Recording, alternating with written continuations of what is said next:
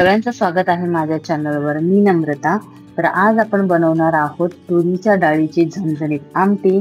त्यासाठी आपण तुरीची डाळ घेतलेली आहे, ती कुकरमध्ये थोड्याशा पाण्यामध्ये मस्त चांगल्याची शिजवून घेतलेली आहे. तुम्ही बघू शकता एकदम छान डाळ शिजलेली आहे. तर आता आपल्याला द्यायची आहे फोडणी. तर फोडणीसाठी टोपात मी 2 चमचे तेल घेतलेले आहे.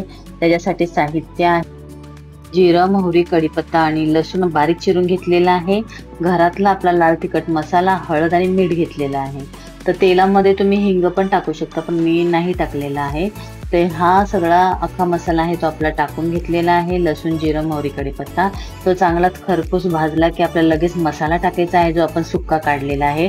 आणि पटकन डाळ टाकायची आहे, कारण आपला हा मसाला करपू शकतो. त्यामुळे पटकन एका हातात मसाला घ्यायचा आणि दुसऱ्या हातात डाळ घ्यायची आणि मसाला टाकला की पटकन आपल्याला डाळ ओतायची आहे.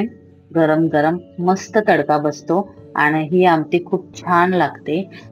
तुम्हाला पाहिजे त्या प्रमाणामध्ये पाणी ओतायचं आहे, म्हणजे तुम्हाला किती घट्ट सैल हवंय त्याप्रमाणे पाणी ओतायचं. त्याच्यानंतर उकळी आल्यानंतर तुम्हाला कोथिंबीर टाकायची आहे आणि मस्त उकळी फुटून द्यायची आहे आणि आपली ही साधी सोपी झणझणीत डाळ तयार आहे. तर या जेवायला सगळ्यांनी. Thank you so much for watching.